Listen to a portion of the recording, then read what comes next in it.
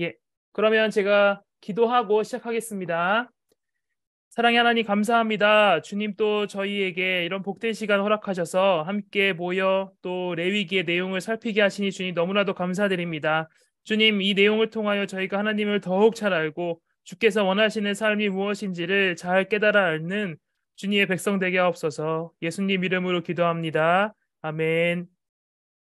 네, 그러면 오늘 또 두 번째 시간 같이 살펴보도록 하겠습니다. 저희가 이제 만화 레이기 두 번째 시간을 가지려고 하는데요.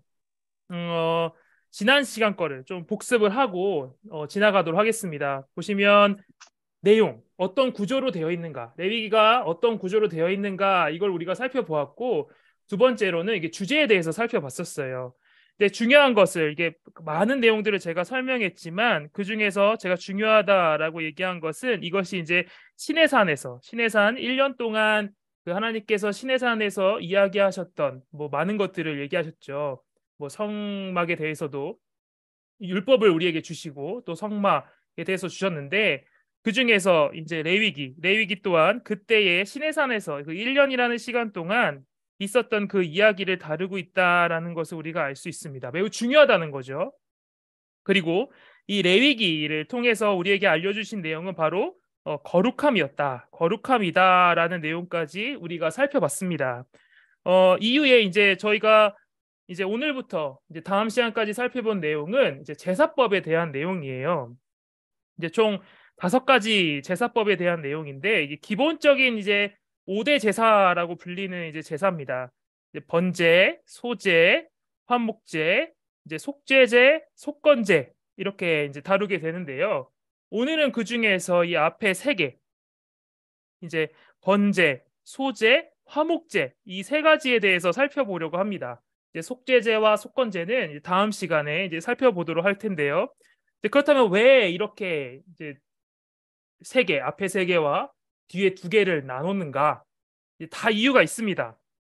그 이유가 무엇이냐면 나누는 기준이 무엇이냐면 바로 이 여호와께 향기로운 냄새라는 표현이 있고 없고의 차이예요.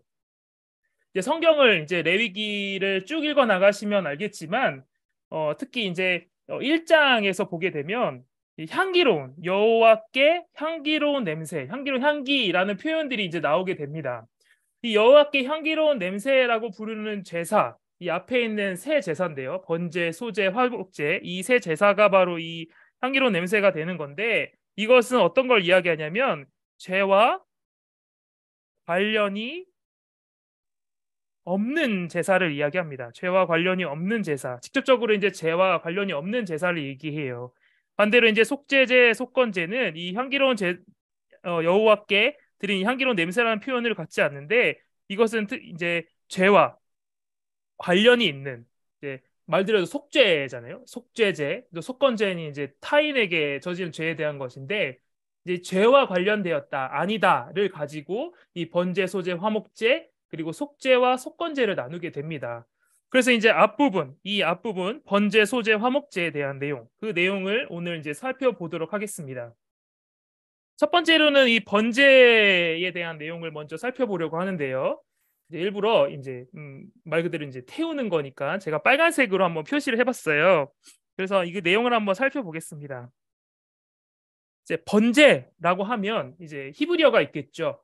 이 번제를 뜻하는 히브리어는 올라라는 단어입니다. 올라. 근데 이게 참 외우기가 쉬워요. 외우기가 왜 쉽냐면 우리나라 말로 이제 올라간다라고 얘기를 하는데 이 올라라는 말 자체의 뜻이 바로 이게 올라간다라는 뜻이기 때문이에요. 아주 쉽죠? 번제는 올란데 올라간다라는 거예요. 무엇이 올라가냐라는 건데 바로 이제 화목 제물을 이제 제물을 불태울 때 이제 나는 연기가 이렇게 쭉 올라가잖아요.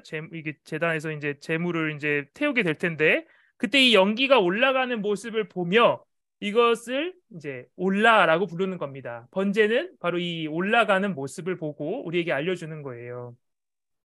이 번제 제사의 내용은 우리가 레위기를 처음 펴면 마주치게 되는 본문입니다. 1장의 내용이 바로 이 번제에 대한 내용이에요. 그렇다면 이 구조가 어떻게 되어 있냐라고 한다면 먼저 1에서 2절은 이 전체적인 이제 서론에 대한 겁니다.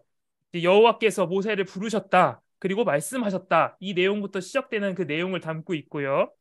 이제 본격적으로 3절에서 17절까지 이제 소를 어떻게 번제로 드리는지, 또 양과 염소를 어떻게 번제로 드리는지, 또 비둘기는 어떻게 번제로 드리는지에 대해서 이제 자세하게 설명을 하고 있습니다. 구조는 이렇게 돼요. 그렇다면 이제 번제를 어떻게 드리는가? 어, 이제 두 가지로 구분해서 볼 수 있습니다. 총 이제 여기 숫자로 보시겠지만 1에서 여섯 번째 순서로 이제 제사를 드리게 되는데요. 이제 제사자, 이제 제사를 드리려고 가는 사람이죠. 이제 제사자가 이제 입장에서가 있고, 또 이 제사자로부터 제물을 받아 제사를 드리는 제사장의 역할이 또 따로 있습니다.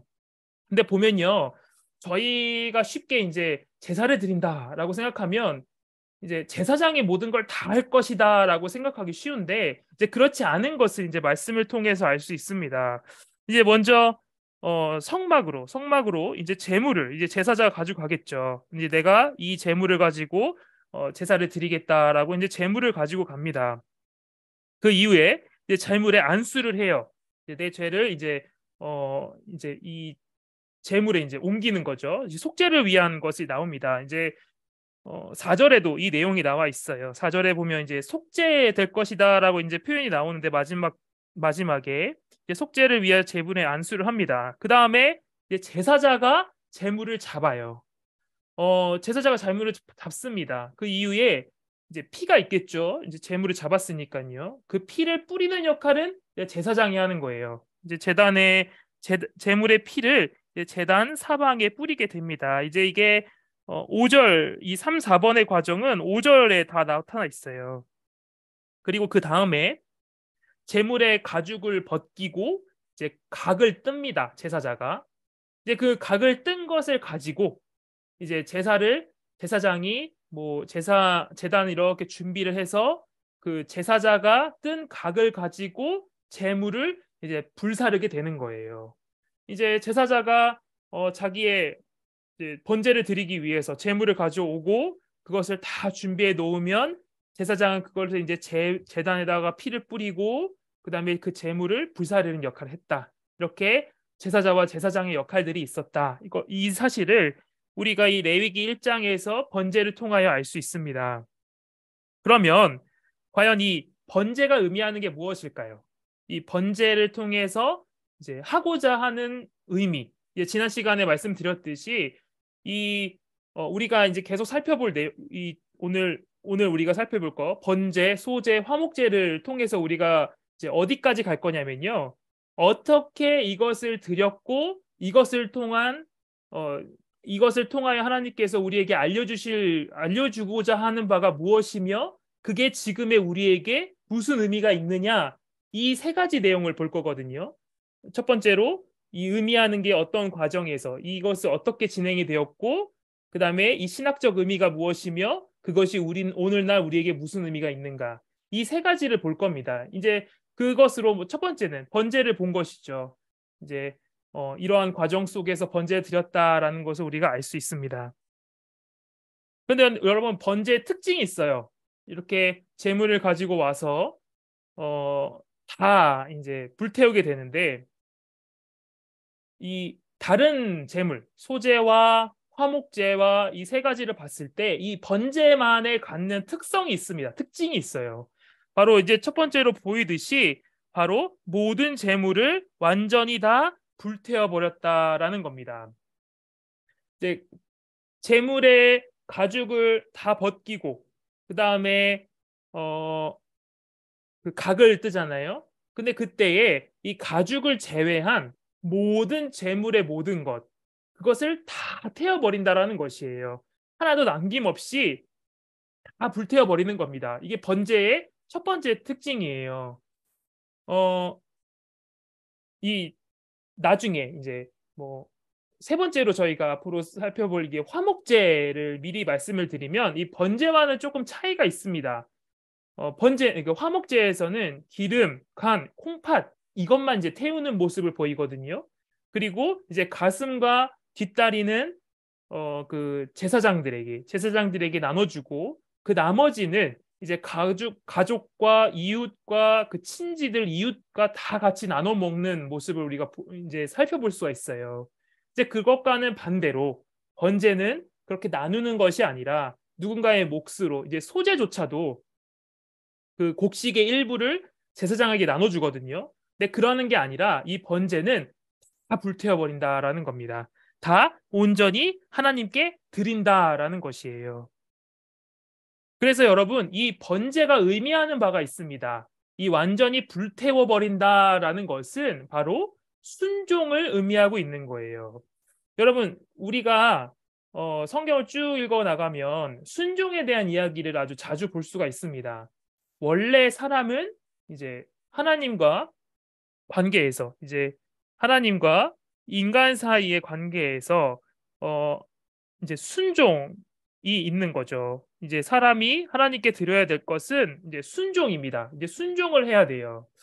이거를 이제 아담과 하와의 관계에서 우리가 볼 수 있습니다. 이제 처음에 저희가 이제 창세기를 딱 폈을 때 하는 그 모든 내용들을 보면 하나님께서는 사람에게 그 사람이 누려야 할 모든 것들을 다 제공하시죠. 먹을 것, 살 땅, 즐길 것, 심지어 해야 할 일조차도 사람에게 모든 것을 다 제공해 주십니다.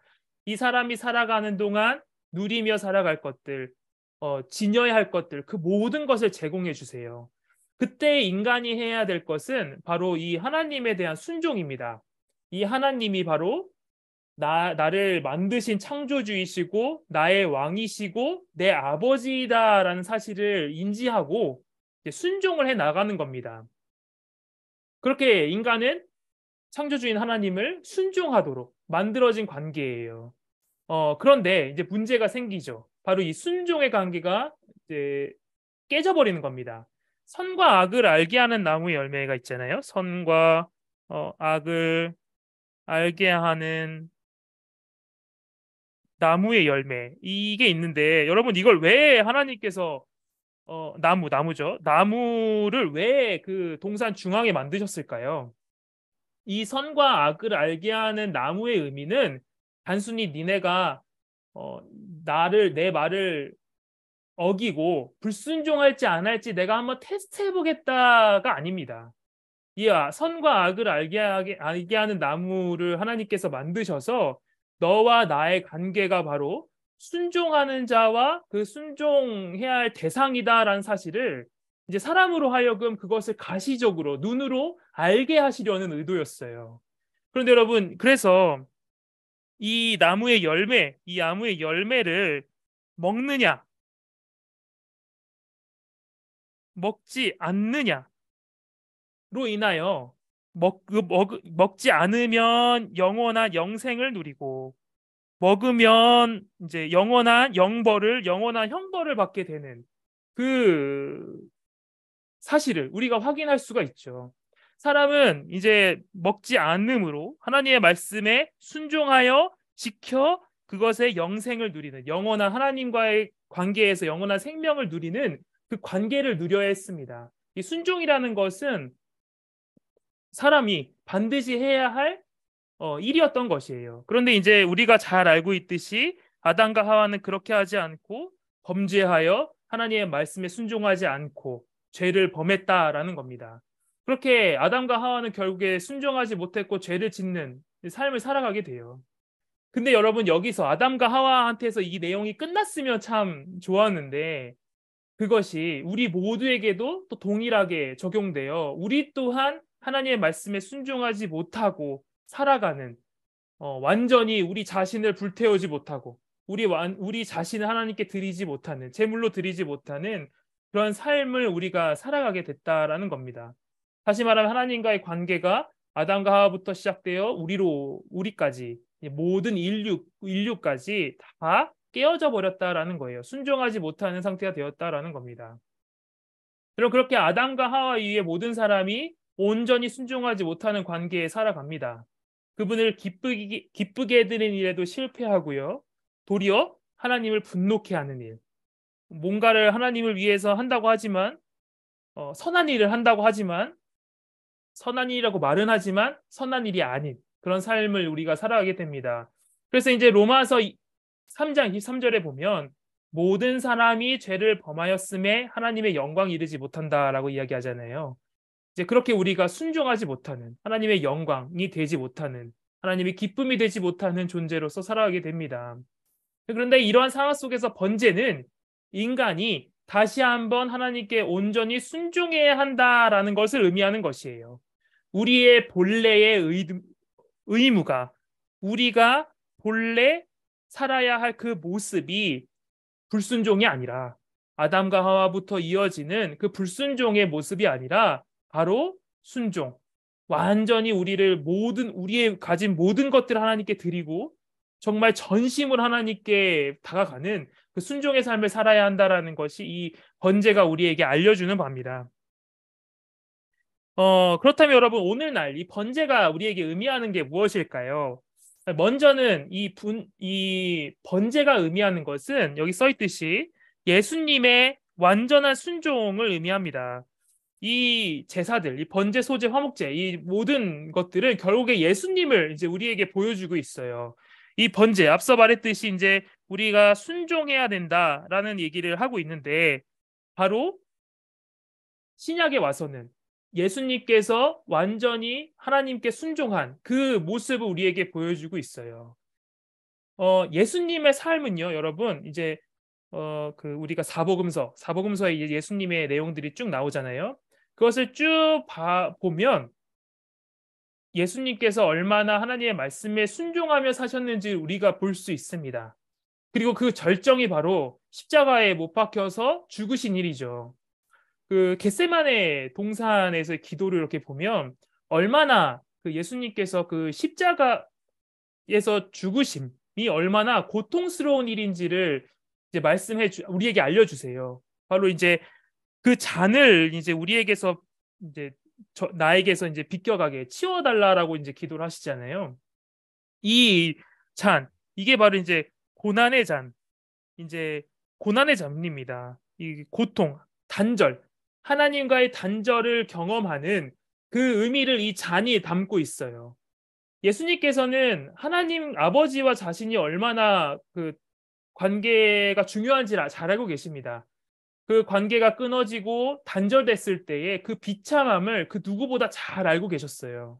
그렇기에 예수님께서는 아버지께 순종하는 삶, 아버지와 함께 그 삶을 걸어가는 삶, 그 삶을 정말로 중요하게 여기셨고 그 삶을 살고자 하십니다. 그런데 여러분, 아버지와 같이 동행하는 삶뿐만이 아니라 정말 예수님이 그 가운데서 보여주시는 삶은 아버지께서 원하시는 뜻에 순종하는 삶이에요.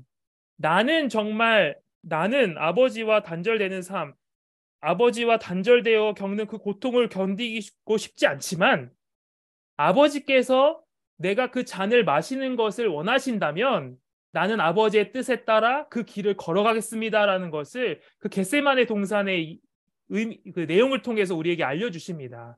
다시 말해서 그것이 고난의 길이라 할지라도 아버지의 뜻이라면 저는 온전히 아버지께 의지하여 그 뜻에 순종하겠습니다라는 모습을 예수님께서는 그 기도 겟세마네 동산에 올라가여 거기서 기도하는 그 모습을 통해 우리에게 알려주시는 거예요.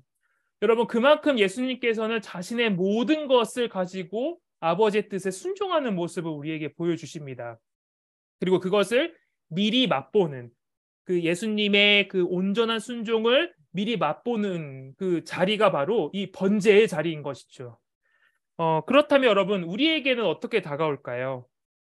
이 번제를 보며 우리가 알아야 할 것은 우리가 예수님께서 이 번제를 통하여 예수님을 바라봤다면 이제 우리가 그 삶, 아버지께서 원하시는 삶이 바로 번제를 통하여 그 백성들에게 보여주고자 하셨던 그 삶이 순종이었고 그대로 우리의 주인이신 예수님께서 그 길을 걸어가셨다면 순종의 길을 걸어가셨다면 우리 또한 그 순종의 삶, 아버지의 뜻에 온전히 순종하여 걸어가는 그 삶을 우리가 살아가야 한다라는 겁니다. 그런데 여러분 문제가 있죠. 완전한 순종. 이 완전한 이게 우리한테 걸립니다. 이 완전한이란 단어가 참, 아, 참 슬픈 단어예요. 슬픈 단어. 왜냐하면 우리가 이 완전한 삶을 살 수, 우리가 하나님 나라에 가기 전까지 이 완전한 삶을 살 수 없기 때문입니다. 우리와는 이제 거리가 멀어 보여요. 하지만 여러분, 우리가 그럼에도 완전한 순종을 드릴 수 있고 우리가 완전한 자로 보일 수 있는 것은 아버지께서 하나님께서 예수님이 이루신 그 완전한 순종을 통하여 기초로 하여 우리를 순종했다라고 여겨주시기 때문입니다. 우리가 예수님을 믿어 그분 안에 있다면 우리의 순종을 예수님을 통해 완전한 것으로 아버지께서 받아주신다라는 거예요. 그래서 여러분, 우리가 이 순종이 완전하고 완전하지 않고는 우리가 어떤 자인가가 중요한 게 아닙니다. 우리가 믿고 있는 그 예수님, 완전하신 그 예수님을 우리가 믿고 있다면 아버지께서는 그 또한 기쁘게 받아주신다라는 거예요. 그래서 여러분, 우리가 이 은혜에 감사할 수밖에 없습니다. 나는 부족하고 나는 나약하고 완전하지 않은 자인데도 불구하고 아버지께서 나를 완전한 것으로 여겨주시고 의롭게 여겨주시잖아요. 거룩하게 여겨주시는 그 모습을 보며 여러분, 참 우리가 할 수 없는 그것을 하나님께서 받아주신다라는 그것만으로도 우리는 하나님께 감사할 수밖에 없는 것이죠.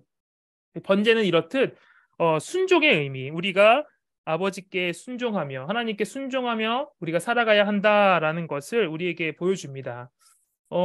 근데 여러분, 그냥 그러면 우리가 이제 대충 살아도 되겠네. 어차피 완전한 것으로 우리가 받아주신다며, 그건 아닙니다. 우리가 성화의 삶을 계속해서 살아가야 하는 거예요. 우리가 이것을 죽는 그날까지 아버지께서 기뻐하시는 그 삶을 이루기 위해 계속해서 그 발자취를 따라, 예수님께서 가신 그 발자취를 따라 우리가 완전한 순종을 이룰 때까지 계속해서 이제 살아가는 겁니다. 그리고 결국에는 이제 하나님 나라에 갔을 때 우리가 완전한 순종을 이루고 우리 아버지께 정말 우리의 모든 것을 다 드릴 수 있는 것이죠. 두 번째로는 이제 소재를 보려고 합니다.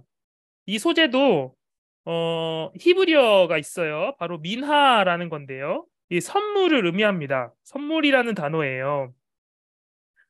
구조는 이렇습니다. 2장의 내용을 이제 담고 있는데 이제 앞부분은 처음에는 요리하지 않은 곡식으로 드리는 소재를 이야기하고요. 두 번째는 요리해서 드리는 곡식의 소재를 말합니다. 그리고 이후에 소재 첨가물이 이제 나오고 첫 열매로 드리는 소재에 대한 내용이 이제 2장에 걸쳐서 이제 소재를 통하여 우리에게 알려줍니다. 근데 이것 또한 드리는 방식이 있어요. 총 이제 세 가지가 있는데 첫 번째는 이제 곡식을 빻아서 고운 가루로 고운 가루로 드리는 방식이 있습니다. 이제 두 번째로는 곡식을 이제 요리해서 드리는 방식인데요. 총 세 가지입니다. 4절에 보면 이제 화덕에서 이제 굽는 장면이 나오고 이제 철판에서 어떻게 하는지 또 튀기는 방식으로 드리는 방법이 있습니다. 이렇게 세 가지 방식으로 요리를 해서 이제 드리는 것이 있어요. 그 다음에 첫 열매를 곡식으로 볶고 찧어서 드리는 방식 이렇게 세 가지가 있습니다.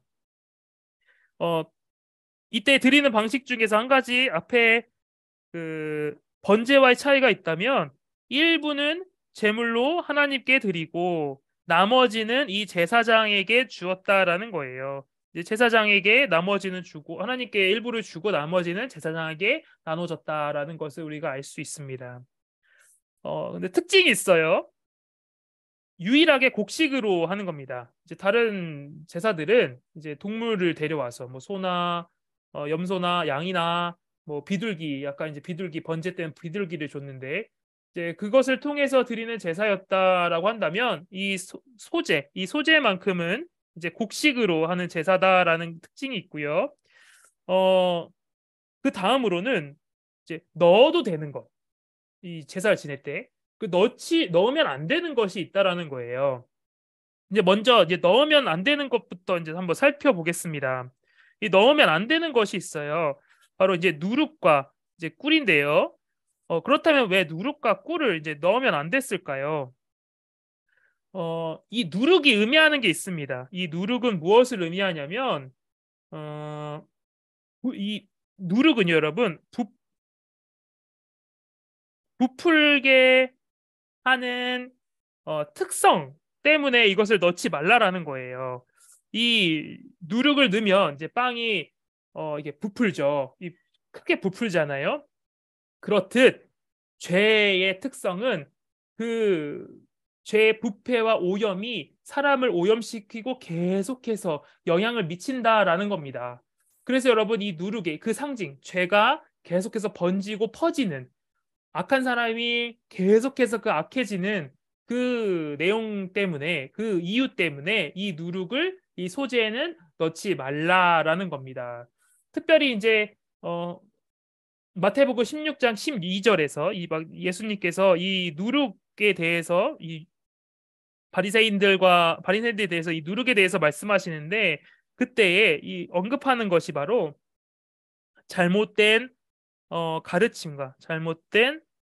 가르침과 사상에 대한 것이에요. 이 잘못된 가르침과 사상을 이제 멀리해야 된다라는 겁니다. 이제 저희가 보는 이 레위기에서는 이제 율법주의와 무율법주의에 대해서 얘기하는데 이제 성경에서도 이 율법주의와 무율법주의에 대해서 계속해서 우리에게 언급하고 있죠. 율법주의, 또 무율법주의. 이 율법에 대한 건데 여러분 우리가 구원을 얻기 위해서 무엇인가를 해야 된다라는 게 이제 율법주의잖아요. 말 그대로 율법을 통해서 내가 뭔가를 해서 그것을 이제 내 구원을 이룬다라는 것인데 여러분 이것만큼 잔인한 일이 없습니다. 내가 어떤 능력이 있다라고 한다면 이 율법주의가 맞겠죠. 내가 뭔가를 해서 가능하다라고 한다면 이걸 의미가 맞겠지만 아무 의미 없고 전적으로 무능하고 자격 없고 능력도 없는 사람에게 이 무엇인가를 통해 무엇인가 함으로써 너가 구원을 이걸 이룰 수 있다라고 말하는 것만큼 비참한 일은 없습니다. 이거는 오히려 사람을 죽이는 일이죠. 반대로 여러분 이 무율법주의 우리가 율법이 필요 없다. 여러분 과연 신자에게 율법이 필요가 없을까요? 이제 그거는 이제 율법을 잘못 이해한 사람들입니다. 우리가 이제 예수님을 믿어 구원을 이제 받은 사람은 이제 완전하기 때문에 더 이상 우리가 율법이 필요 없다라고 말한다면 그것은 율법을 잘못 이해한 사람들이에요. 이 율법 특별히 이제 우리가 모세오경을 쭉 읽었는데 모세오경을 통해서 우리가 알 수 있듯이 모세오경을 언제 줘 모세오경에서 율법을 언제 줬는지를 봐야 합니다. 처음부터 율법을 주시고 거기서 건져내신 게 아니시거든요. 하나님께서 그 이스라엘 백성들을 건져내신 이후에 구원하신 이후에 이제 율법을 주시잖아요. 이 율법은 이제 구원받은 백성이 삶의 규범이 되는 겁니다. 물론 이제 율법에 다양한 그 기능들이 있지만 특별히 율법은 신자로 하여금 이제 니네가 백성이 되었다면 하나님의 백성이 되었다면 이렇게 살아가야 한다라는 것을 우리에게 알려주는 겁니다. 그래서 여러분 율법은 반드시 신자에게 필요한 것이죠. 우리는 율법을 알아야 됩니다. 무엇이 하나님께서 기뻐하는 일이고 무엇을 하나님께서 싫어하시는 일인지를 우리는 계속해서 신자로서 백성으로서 배워가야 한다라는 겁니다. 이렇듯 여러분 잘못된 가르침은 신자가 신자답지 못하도록 만듭니다. 오히려 그러니까 고통 가운데 살아가게 만드는 것이죠. 이게 바로 누룩을 넣지 말라라는 의미예요. 두 번째로는 이제 어, 그 꿀을 넣지 말라라고 말하는데 그 의미는 무엇이냐면 바로 세상에 대한 쾌락, 그 세상을 사랑하는 일을 멀리하라는 겁니다. 어, 이 이스라엘 백성들도 그렇고요. 이 이스라엘 백성들이 보시면 알겠지만 그 가나안 땅에 들어갔을 때 참 많은 유혹들을 받잖아요. 특별히 이제 이방 신들을 섬기는 모습들을 이제 보이게 되는데 세상의 것들로부터 받는 유혹들은 예나 지금이나 동일하게 있는 게 있음을 우리가 볼 수 있습니다. 세상 하나님 외의 것들부터 유혹을 계속 받고 요즘은 더 심하죠. 하나님의 진리가 아닌 것에서 기쁨을 누리는 사람들, 뭐 돈이나 뭐 이런 것으로부터 이제 기쁨을 누리는 사람들이 많은데 이제 그러한 것들 이제 달달하잖아요, 꿀이. 이제 거기 그러한 유혹에 이제 빠지면 안 된다라는 의미에서 이 꿀을 또 넣지 말라라고 말씀하십니다. 그런데 여러분 반대로 넣어야 할 것이 있어요. 넣어야 할 것. 이제 세 가지입니다. 기름, 유황, 소금이 그것이에요. 이제 각가지가 다 의미가 있습니다.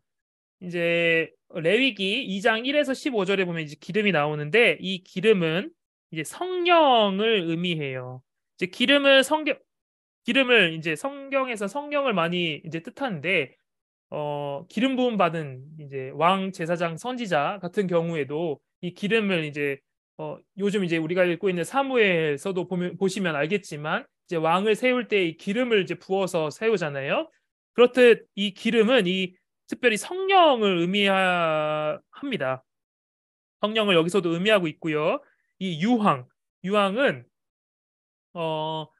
이 유황을 이제 태우면 어떻게 되는가를 우리가 봐야 되는데 유황을 넣어서 태웠을 때 이 하얀 향기가 나고 아주 향기로운 냄새가 난다고 해요. 어, 그래서 이건 무엇을 뜻하냐면 바로 기도를 뜻합니다. 기도. 이 유황은 기도를 뜻해요. 이제 소금은 무엇을 뜻하냐면 이제 레위기에도 이제 적혀 있는 건데 특별히 이제 13절, 2장 13절을 보면 써 있는데 언약의 소금이라고 많이 이제 성경에 표현이 되잖아요. 이것은 언약을 이야기합니다. 다시 말하면 우리의 삶에 무엇이 필요한가, 무엇이 필요 없는가 이걸 소재를 통해서 볼 수가 있는 거예요. 이제 누룩과 꿀과 같이 죄와 이제 세상의 유혹은 우리의 삶에 필요하지 않은 것이고 우리에게 필요한 것은 바로 성령이 우리 삶에 필요하다는 거예요. 여러분 거룩한 삶을 살아갈 때 앞서 이제 말했듯이 성령이 반드시 필요합니다. 왜냐하면 우리의 능력으로는 그 거룩한 삶을 살아갈 수 없기 때문이에요. 성령이 우리와 함께 하시고 성령이 우리를 도우셔야만 우리가 하나님께서 기뻐하시는 그 기쁨의 삶, 거룩한 삶을 살 수 있다라는 거예요. 그런 의미에서 이 소재를 할 때 기름을 넣는 겁니다. 두 번째로는 유향을 넣죠. 이 또한 이제 향기가 올라가듯이 우리가 이제 기도를 해야 돼. 하나님께 기도를 하는 것인데 바로 이 기도 또한 우리 삶에 반드시 있어야 된다라는 겁니다. 하나님과의 대화잖아요. 기도가 하나님께 드리고 하나님과 함께 하나님께 우리 것을 이제 드리는 그 기도가 우리의 삶에 우리가 거룩한 삶을 이뤄가는 데에도 반드시 기도가 필요하다라는 겁니다. 세 번째로는 이제 소금인데 이제 언약이죠. 여러분 언약은 반드시 필요한 우리의 음, 말 그대로 약속입니다. 하나님께서 그 백성과 맺으신 약속이죠.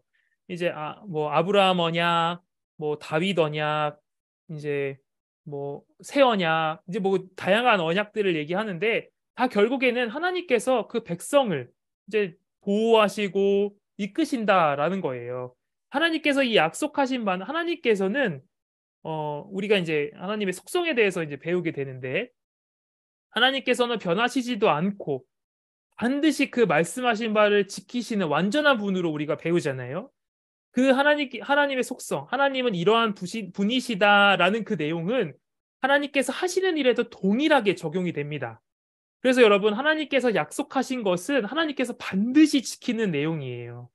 우리가 우리 자신을 보면서 얼마나 나약해질 때가 많습니까? 제 자신을 보면서 불만스럽고 내 자신을 보면서 실망할 때가 얼마나 많아요. 내가 과연 신자가 맞는가? 내가 과연 이 일을 제대로 할 수 있는가? 내가 과연 정말 하나님께 합당한 자인가? 라는 내 자신을 봤을 때 얼마나 그 부족함을 보면서 얼마나 낙심할 때가 많습니까? 그럼 여러분 그때에 우리를 붙잡아주고 우리에게 힘을 주고 우리가 다시금 살아갈 수 있게 해주는 그 요소 중 하나는 바로 이 언약입니다. 언약. 하나님께서 약속하셨기에 내가 부족하지만 하나님께서 이 일을 반드시 성공으로 이끄실 것이다. 라는 그 확신을 우리가 하나님의 말씀, 이 언약을 통해서 갖게 되는 거예요. 우리 자신을 보면 갖는 그 비참함을 하나님께서 말씀하신 그 내용을 통해서 우리가 은혜를 받고, 하나님께서 이 변하지도 않고 불변하시고 완전하시고 그 무엇도 지나치지 않으시고 외면하지 않으시는 이 하나님께서 반드시 우리를 구원한다 하셨으니 나를 성공적으로 그 구원으로 이끄신다라는 그 확신을 가지고 가는 겁니다. 그래서 여러분, 이 언약도 우리가 거룩한 삶을 살아가는 데에 너무나도 중요한 핵심적인 요소다라는 사실을 우리가 이제 성경 전체에서도 알 수 있지만 이 소제라는 이 제사를 통해서도 알 수 있는 것이에요. 그렇다면 이 의미는 이제 명확해지죠. 두 가지입니다. 바로 하나님께 대한 감사이고 또 성화된 신자의 삶이다라는 겁니다. 아까 말씀드린 이제 다양한 방식이 있다고 했는데 첫 열매를 이제 소제로 드리게 되거든요. 그것은 여러분 모든 것을 하나님께서 나에게 주셨다라는 것을 뜻합니다. 그거에 대한 감사예요. 내가 살아가는 삶, 그리고 내가 신자로서 살아가는 그 모든 것이 하나님으로부터 주어졌고, 이제 아담과 하와가 처음에 하나님으로부터 모든 것을 받아서 살아갔듯 나 또한 내가 누리는 모든 것, 내가 가진 것 모든 것, 경험하고 있는 모든 것이 다 하나님께서 주셨기에 나는 그것에 감사한다라는 것을 의미합니다. 또 이제 성화된 신자의 삶, 신자는 이렇게 살아가야 한다. 앞서 기름, 유황, 소금 이 통해서 알 수 있었듯이 이제 성화된 신자의 삶은 이러한 삶이다라는 것을 이 소재를 통해서 알 수 있는 것이죠. 그럼 반대로 여러분, 특별히 이 성화된 신자의 삶에서는요, 앞서서 이제 얘기했듯이 이 곡식을 요리해서 이제 드리는 방식으로 드렸잖아요. 이 곡식을 요리해서 드리는 방식으로 할 때 이제 요리를 하잖아요. 열로 이제 요리를 하잖아요. 이게 이제 고난을 의미합니다. 우리의 신자의 삶에는 이렇듯 이제 고난이 있다는 거예요. 고난. 이걸 이제 이 소재를 통해서 알 수 있습니다.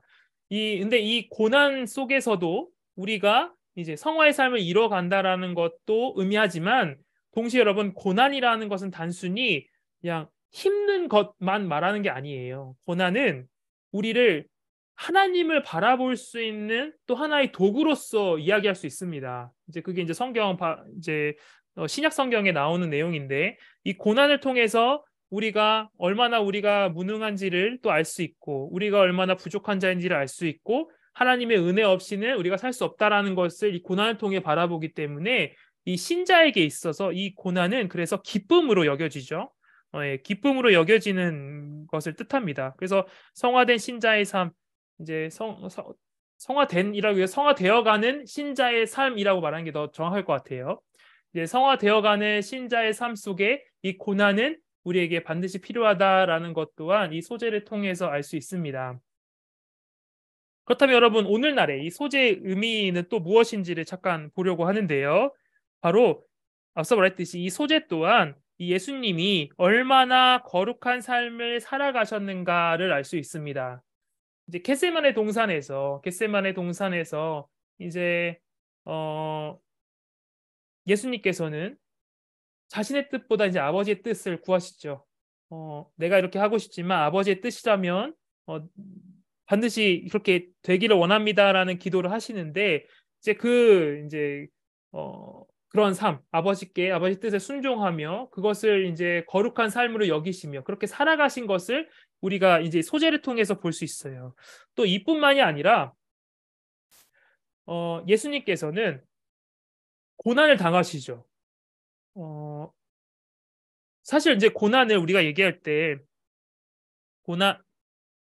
고난을 우리가 얘기할 때 대부분 이제 십자가에 이제 그 못 박히시기 전에 이제 올라가는 때를 우리가 고난으로 많이 보는데 사실 예수님께서 받으신 고난은 이 땅 가운데 인간의 육체로 오셨을 때부터 고난의 시작입니다. 예수님께서 죄 없으신 분이 이 죄가 만연한 곳에 오셨을 때 얼마나 여러분 고통스러웠을까요? 그때부터의 고난의 시작이었어요. 그리고 이제 사단이 시험하죠. 이제 고난을 이제 당하시죠. 근데 여러분 예수님께서는 이 고난을 모두 다 견뎌내시고 거룩한 삶을 계속해서 살아가십니다. 죄 없으신 분으로서 이제 고난의 때를 이제 거룩한 삶을 살아간 것. 그래서 우리가 이제 성경을 통해 볼 수 있습니다. 이것이 이제 우리가 소재를 통해서 볼 수 있는 하나의 의미예요. 근데 두 번째 의미는 우리가 거룩한 삶을 이제 살아가야 한다라는 겁니다. 첫째로는 거룩한 삶을 살아간다라는 것의 의미의 첫 번째 의미는 이제 우리가 앞에서도 봤듯이 거짓된 복음을 배척한다라는 거예요. 여러분 요즘 참 거짓 복음이 참 만연하죠. 한동안은 신천지가 그렇게 난리를 치더니 이번에 또 JMS가 이렇게 터졌잖아요. 거짓된 복음이 너무나도 많습니다. 앞에서도 이제 뭐 무율법주의나 율법주의 이런 신학적인 내용에 대한 것도 있지만 이단들도 참 너무나도 많아요. 이러한 이단이나 거짓된 복음은 결국에 문제가 뭐냐면 생명이 없습니다. 생명이 없다라는 거예요. 그 안에 생명이 없다라는 겁니다. 결국에는 예수님의 복음은 우리에게 생명을 주는 일인데 그 안에는 생명이 없기 때문에 이 거짓된 복음을 배척하지 않고 그 안에 우리가 계속해서 빠져간다면 이 생명을 잃어버리고 결국에는 죽어버린다라는 거예요. 그래서 이것을 배척해야 된다. 배척하고 하나님의 뜻에 대한 거룩한 삶을 살아가야 한다라는 겁니다. 이 두 번째로는 아까 말했듯이 세상의 것을 지나치게 사랑해서는 안 된다라는 거예요. 오직 누구만 사랑한다? 하나님만을 사랑하며 우리가 살아간다라는 겁니다. 동시에 우리 이웃도 이제 사랑해야겠죠? 네. 이 두 개는 연결되어 있는 겁니다. 네. 하나님 사랑과 이웃 사랑 이게 이제 율법 이제 십계명이 말해주는 이제 결론이잖아요. 하나님과 사랑 그리고 이웃을 사랑해야 한다는 거예요. 세 번째는 무엇이냐면 이제 아까 말했듯이 기름을 넣듯이 이제 성령 충만한 삶을 살아가야 한다라는 겁니다. 우리가 이제 성령의 도우심을 받아서 성령과 함께 이 땅 가운데 살아가야 한다라는 거예요. 그 네 번째로는 우리가 하나님께 기도하는 삶을 살아야 되고 다섯 번째로는 우리가 언약을 기억하며 이제 믿음의 삶을 살아가야 한다라는 것을 오늘 이 소재를 통해서 우리가 알 수 있습니다. 그럼 이어서요. 이제 마지막으로 화목제에 대해서 살펴보겠습니다. 이제 화목제는 이제 제바의 쉴람임이라는 이제 단어를 써요. 근데 이제 제가 이제 평화를 이제 적어놨는데 이 쉘람임 이게 우리가 잘 아는 샬롬과 같은 단어입니다. 이 자체 안에 이 샬롬 평화라는 말이 이 안에 들어가 있는 거예요. 그래서 이제 쭉 보면 구조는 이렇게 돼 있습니다. 이제 소를 소로 또 양으로 염소로 드리는 제사를 얘기하죠. 그 화목제에서 기름과 피에 대한 규례 이렇게 총 네 가지로 구분해서 알 수 있습니다. 네, 드리는 방식으로 보면요, 좀 차이가 있어요. 기본적으로는 번제와 동일합니다. 아까 여섯 가지를 제가 보여드렸잖아요. 그렇게 이제 여섯 가지 방식으로 드려요. 근데 무엇이 드리는 방식이 있습니다. 그리고 화목제가 드려지는 세 가지 경우가 있어요. 이렇게 세 가지가 있는데 이제 이 책에서는 이제 마치 이제 이 내용이 1에서 3장에만 있다라고 이제 소제목을 달아놨는데 사실 7장에도 가면 이제 화목제에 대한 내용들이 나옵니다. 그래서 이제 세 가지 일, 처음에 이제 감사한 일이 있었을 때, 질병을 극복하거나 어려움을 극복했을 때에 이제 감사제라는 이름으로 이것도 이제 여기는 이제 화목제의 다른 이름들인데 이제 감사제로서 이제 하나님께 감사제를 이제 화목제를 드리는 겁니다. 그리고 두 번째로는 이제 어떤 일을 서원하잖아요. 내가 하나님께 이렇게 하겠습니다라는 서원을 드리는데 그 약속을 지켰을 때 이 서원제, 하나님께 감사의 의미로 이 서원을 이제 서원제를 드리는 거예요. 세 번째로는 이렇게 어떠한 일이 있어서 드리는 경우가 있는 반면에 자원하는 마음으로 내가 정말 하나님께 너무 기뻐서 하나님께 제사를 드리고 싶어서 내가 제사를 지내겠다라는 의무가 아닌 이 순종의 의미로 드리는 낙헌제라는 이름의 이제 화목제가 있습니다. 이제 7장에 기록되어 있는 내용이에요. 이제 특징이 무엇이냐면 앞에도 제가 잠깐 말씀드렸듯이 이제 번제는 모든 것을 다 드린다고 한다면 이제 방식은 같지만 번제는 모든 것을 다 드리는 순종의 의미로 드렸다라고 한다면 이 화목제는 내장의 기름과 간과 콩팥만을 하나님께 드린다라는 거예요. 이제 이렇게 하나님과의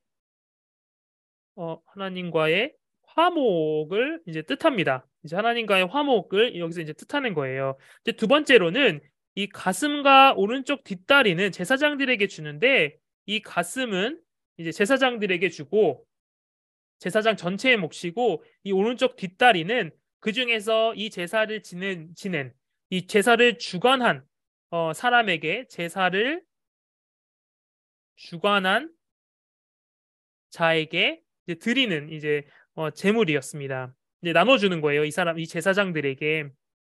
그러면 이제 나머지가 남겠죠. 콩팥을 다 태우고 가슴과 오른쪽 뒷다리까지는 다 줬어요. 그러면 이제 나머지는 어떻게 하느냐? 이제 당사자입니다. 당사자와 가족, 친척, 이웃이 다 함께 나눠 먹었다라는 거예요. 여러분 제가 어떤 이게 자료를 보다 보니까 오늘 이걸 하면서 제가 어떤 자료를 보다 보니까 한 가지 번제와 다른 점이 하나 있다라고 얘기를 해요. 그게 무엇이냐면 소, 양, 염소를 드리는데 번제 때는 비둘기를 드리는데 이 화목제에서는 비둘기를 드리지 않았다라는 거예요. 왜 그랬을까에 대해서 이제 말씀하시는데 무엇이냐면 이 비둘기는 나눠 먹을 게 없어서다라고 말씀하시더라고요. 이 화목제의 특징은요. 하나님과의 화목, 하나님과의 관계를 회복하는 일만이 아니라 내 이웃과 하나님의 다른 백성들과의 화목 또한 이 화목제를 통해서 이루는 겁니다. 하나님께 제물을 드림으로써 하나님과의 교제 속에서 화목을 이루어요. 그뿐만이 아니라 이 다른 사람들, 하나님 이 제사를 드리고 남은 음식들을 다 같이 나눠 먹으면서 그 안에서 교제를 하고 화목을 이루어간다라는 겁니다. 그거에 비해서 이제 그 비둘기는 너무 먹을 것이 없다. 나눠 먹을 것이 없어서 이 제사를 드리지 않았다라는 얘기를 하시더라고요. 그래서 여러분 이 의미는 앞서 말했듯이 하나님과의 교제와 다른 하나님의 백성들과의 교제 이 두 가지를 의미하게 됩니다. 그렇다면 여러분 오늘날에 이 제사, 이 화목제의 의미는 무엇일까요? 두 가지입니다. 여기서도 또 예수님께서 하나님과의 화목을 이루어셨다라는 것을 뜻해요. 우리가 알고 있듯이 예수님께서 자신의 몸을 이제 제물로서 드림으로 이제 아버지와 또 하나님과 우리 간의 그 진노의 관계를 모두 다 회복시키시죠. 하나님과 사람은 사실 아주 좋은 관계였죠. 매우 좋은 관계였습니다.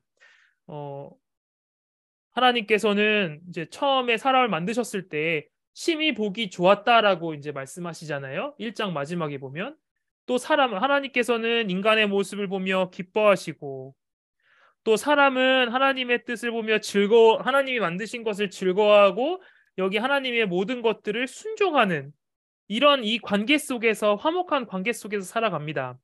그런데 문제가 무엇이냐면 죄는 무엇이냐면 이 관계를 끊어버렸다는 거예요. 죄는 이 관계를 더 이상 살아가지도 못하게 만들고 사람은 이 관계를 원하지도 않게 되었다라는 것이고 하나님께서는 그러므로 이 인간을 본 데마다 기뻐하시는 게 아니라 진노하셨다라는 겁니다. 그래서 에베소서에서 그렇게 나오잖아요. 우리를 향해서 본질상 진노의 자녀라는 표현이 나오죠. 사람은 본질상 진노의 자녀가 됩니다. 그런데 예수님께서 자신의 생명을 들이심으로 자기가 직접 십자가에서 제물이 되셔서 대제사장으로서 자기를 제물로 들이심으로 하나님과 우리 사이에 화목을 이루셨다라는 것을 이 화목제를 통해서 우리가 또 바라볼 수 있는 것이에요. 두 번째는 무엇이냐면 우리가 또한 이 가운데 하나님과 화평을 이룬다라는 겁니다. 우리가 이제는 우리가 이 예수님께서 이루신 그 뜻에 따라 우리 모두가 하나님과 이제는 화평한 관계, 이제 하나님께 우리가 나아갈 수 있는 자들, 화목을 이루는 그 자녀가 되었다라는 것을 의미해요. 그래서 여러분 로마서에 가면 로마서 5장 10에서 11절에 가면요 이렇게 기록되어 있습니다. 곧 우리가 원수 되었을 때에 그의 아들의 죽으심으로 말미암아 하나님과 화목하게 되었다라고 얘기합니다. 화목하게 된 자로서는 더욱 그의 살아나심으로 말미암아 구원을 받을 것이다라고 이야기를 합니다. 이게 이제 하나님과의 화평을 이루었다라는 내용이에요. 이제 앞에서 계속 살펴봤던 내용이죠. 근데 두 번째가 또 있습니다. 그뿐 아니라 이제 우리로 화목하게 하신 우리 주 예수 그리스도를 말미암아 하나님 안에서 즐거워한다라고 이야기합니다. 우리가 이제는 하나님과의 관계 속에서 예수님을 통하여 화평해졌다면 그뿐만이 아니라 이제 우리 사람과 사람 간의 관계도 이 예수 그리스도 안에서 사람과 사람의 관계가 사람입니다. 예. 죄송합니다. 사람과 사람의 관계가 이제는 화평해진다라는 거예요. 이제 우리가 참 사람 간의 관계가 참 쉽지 않죠. 서로 이제 의심할 때도 있고 화평치 못할 때도 있고 속일 때도 있고 참 이해하지 못하는 관계 속에서 살아가죠. 우리의 죄로 인해서 우리의 관계마저도 깨어지는 그 삶을 우리가 살아가게 됩니다. 근데 예수 안에서 우리가 회복되고 하나님과 관계가 회복되고 우리가 화평해져 간다면 화평해지는 가운데에서 우리가 점점 우리 서로를 이해하고 서로를 배려하고 예수님 하나님으로 받은 그 사랑으로 말미암아 서로를 사랑하는 그 사랑이 회복되는 과정을 우리가 살아가게 되는 거예요. 그 절정이 무엇이냐? 그렇다면 이 절정이 무엇이냐라고 한다면 우리가 얼마 전에 가졌던 바로 성찬식입니다. 성찬식이에요. 우리가 성찬식을 통하여 보는 것은 단순히 예수 그리스도께서 어, 예수 그리스도께서 우리를 위해서 그 살을 찢기시고 피를 흘리셨다라는 사실, 그 사실을 우리가 보는 유익을 우리가 얻습니다. 성찬식을 통해서 우리의 구원에 대한 내용들, 예수님께서 우리를 위해서 죽으셨다라는 사실을 가시적으로 눈으로 이제 보게 되는 거예요. 성찬식을 통해서. 근데 그뿐만 아니라 같이 그것을 함께 먹음으로 우리 함께 그 유익을 누리게 된다라는 거예요. 그 기쁨을 누리고 그 화평함을 우리가 누리며 살아간다는 겁니다. 그리고 여러분 그 장소가 바로 교회이죠. 교회. 교회 안에서 바로 이 하나님과의 화평을 누릴 뿐만 아니라 하나님과의 관계에서 화평을 누릴 뿐만이 아니라 그 안에서 그 교회 안에서 우리가 모두가 화평한 자로서 함께 즐거워하며 정말 하나님을 믿는 신자로서 함께 즐거워하며 그 삶을 살아가는 겁니다. 결국에 그리고 이 삶을 언제 우리가 절정으로 맞이하게 되냐면 이 교회는 이제 잠시나마 누리는 이제 기쁨이고 정말 영원한 기쁨은 이제 천국에 가서 우리가 맛보게 될 겁니다. 이제 천국에 가서 정말 하나님과의 끊임없는 교제로 우리가 기뻐하고 이제 우리가 만나는 지금 알고 있는 신자들뿐만 아니라 옛적부터 살았던 모든 신자들 그리고 앞으로 태어날 하나님 모든 백성들이 함께 모여서 그 안에서 교제하고 기쁨을 누리는 그 기쁨을 우리가 누리게 된다라는 것을 우리가 이 화목제를 통해서 이제 바라볼 수가 있는 것이에요. 이렇게 여러분 우리가 번제, 소제, 화목제의 내용을 살펴봤습니다. 어, 지난주에 이제 한 분이 저한테 이제 지나가다가 말씀하시면서 우리가 구약에서 태어나지 않은 게 참 다행입니다라는 말씀을 하시더라고요. 아, 너무 공감했습니다. 그 말을. 왜냐하면 너무 복잡해요. 그리고 무엇보다 이것대로 온전히 해야 된다라는 것조차도 제 개인적으로 너무 부담이 될 것 같아요. 혹시나 내가 실수는 하지 않을까, 그런 삶을 살진 않았을까라는 생각이 듭니다. 과정도 너무 복잡하고 해야 될 것들도 너무 많은 거죠. 그런데 여러분, 이 번제와 속죄와 속건제가 의미하는 바는 우리에게 참 너무나도 깊은 의미를 우리에게 전해줍니다. 앞서 말했듯이 이제 번제 이것은 우리에게 완전한 순종을 우리에게 가르쳐 주고요. 이 소제는 우리로 하여금 거룩한 삶을 살아가야 한다라는 사실을 우리에게 알려주고 이 속건제는 우리가 하나님과의 화평 그리고 백성 간의 화평을 이루어야 된다는 사실을 우리에게 잘 보여줍니다. 그래서 여러분 이 번제와 소제와 속건제가 비록 이제 좀 어렵게 느껴지실 수도 있어요. 지금 이제 이렇게 얘기를 막 드렸어도 어, 까먹으실 부분이 많겠죠. 근데 여러분, 어, 이 결론들만은 좀 기억해 주셨으면 좋겠어요. 번제를 통하여 하나님께서 우리에게 알려주시고자 하는 바는 바로 우리가 순종해야 한다라는 사실을 알려준다라는 것을 이제 기억해 주시고 또 소제를 통해서는 우리가 거룩한 삶, 우리가 신자로서 계속해서 하나님께서 기뻐하시는 그 삶을 살아가야 한다라는 것. 그리고 속건제는 하나님께서 부어주신 은혜로 말미암아 우리가 하나님과 화평하고 우리가 또 백성 간의 화평을 이루며 살아간다라는 이 사실, 우리가 신자로서 어떻게 살아가야 하고 또 어떠한 삶을 살아가는지를 어떠한 관계 속에서 살아가는지를 이 번제와 소제와 화목제를 통해서 유익을 누리시길 바랍니다. 긴 시간, 한 시간 동안 네. 제가 이렇게 보니까 졸지 않으셨는데 너무나도 감사드리고요. 네, 아까 말씀드렸듯이 또 궁금한 게 있으시면 언제든지 찾아와서 또 질문해 주시면 감사하겠습니다. 그럼 제가 기도하고 마무리하겠습니다. 사랑의 하나님 감사합니다. 주님, 저희가 오늘 이 레위기의 내용을 통해서 그 제사, 하나님께서 그 이스라엘 백성들에게 알려주신 그 제사를 통해서 우리가 그 내용이 무엇인지 또 그 안에 담고 있는 내용이 무엇인지를 함께 살펴보았습니다. 주님, 저희가 이 제사의 모습을 보며 주께 어떻게 더 살아가야 할지, 신자로서 어떻게 살아가야 할지를 확인합니다. 주님, 저희가 주님께 온전히 순종하는 자로 살아가게 하시고, 주님이 기뻐하시는 그 모습대로 살아가게 하시며, 화평을 이루어 나가는 자들로 살아가게 주님 인도하여 주시옵소서. 저희가 거룩한 삶을 정말 살아가기 위해서 애쓰는 우리 모두 될 수 있도록 주님 함께하여 주시옵소서. 예수님 이름으로 기도합니다. 아멘. 네, 감사합니다.